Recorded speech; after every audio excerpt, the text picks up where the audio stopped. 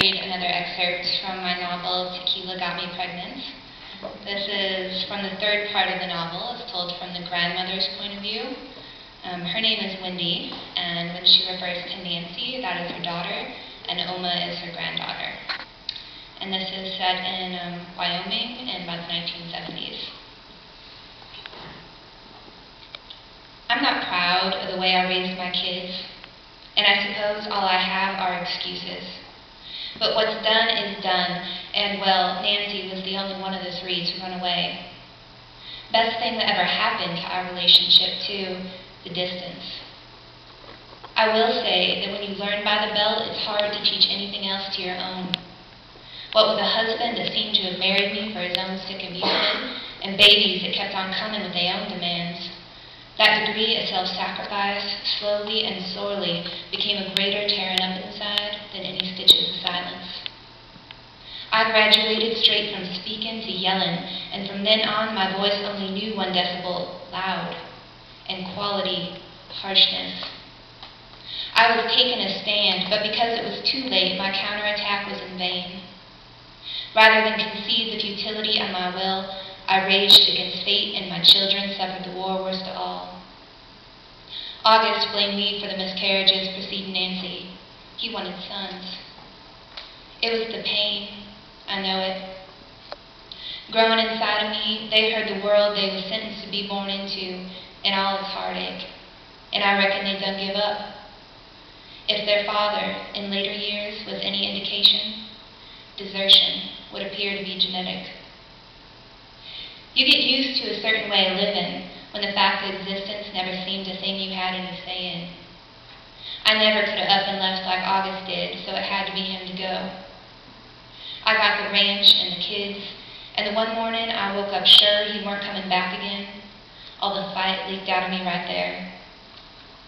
Today, if I thought it would make a difference, I'd spend the rest of my life apologizing to Roy, to Michael, to Nancy, for the pain that was theirs by birthright, that cycled through their lives, each in turn, to Oma.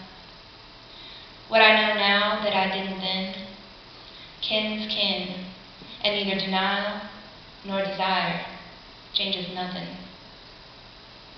Even still, I see the lines on Oma's face, the ones that, like scars, mark the tragedies of witnessing too much life.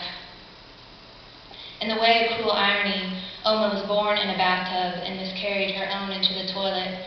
One day she didn't even know she was carrying. It must have been a month after Cole died, and I was at the house when Oma called her mama, blubbering something about tequila, and she lost him all over again. I heard the word toilet and knew immediate what she was going on about. For Nancy, I bled out 3 myself, thought the Lord just didn't intend August and I have kids. Can't never prepare for something like that, no matter how many times you see it on the farm. Cows giving birth and pushing their whole uterus out, or the cow fading and set to take the calf with her. So you grab the least dull knife at hand and going after the baby, and you never saw so much blood in your life. Till you wake up, your own blood drowned in your own bed, and then it's personal or it ain't. You lie there crying, trying not to see between your legs, or you get up, wash off, and bleach the sheets. Nancy, my first, came to term in May 1926, and though the depression was 3 years off yet, it seemed like all those failed pregnancies were spelling out, letter by letter, the direction of some larger disaster to come. So Nancy, too, I never figured to live. She proved me wrong, though, fighting even when she was skinny as a sapling, as green, too, sick all the time from us having nothing to feed her and less to fill our own bellies with. Roy and Michael missed the worst of it. I just kept them on the breast longer than I might have otherwise. Free food there, you know, and good for them. Remember, August used to have a glass for dinner when there weren't nothing else.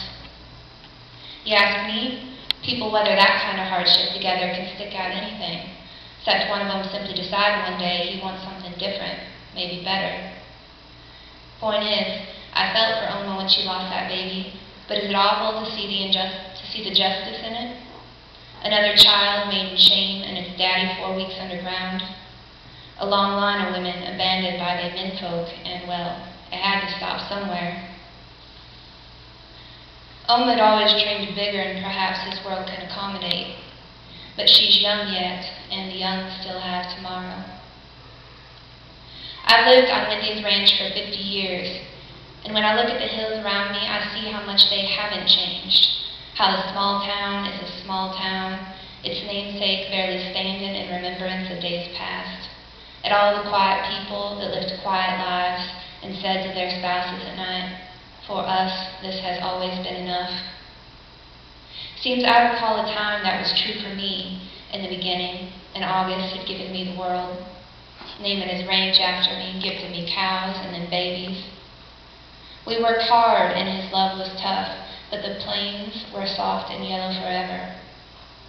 I don't know who was forced to grow up faster, me and August or Oma, 40 years and several universes between us. I, 17 and not a clue what I was doing. She, 21 and confident the world was good, just like her mama, till one day it hurt those girls bad. Yes, the plains are the same, resplendent but sobered now, the kind of needle in wisdom. I watch the fresh green shoots of the oats in June and see how new life merely feeds on old blood. 2 cemeteries in town and the bodies underground are the sweet grass cool neath maples in shade. Just south of the windmill, the old ruts of wagon wheels off Route 220 near Devil's Gate, same the ones Aunt Tara's prairie schooner made on that epic journey west to Willamette. The white victims of cholera, the native victims of immigration. It is the maples or the older oaks that own their stories now, powerless against the tongue of half-truths, rumor, the desire in man's marrow always to forget. Thank you.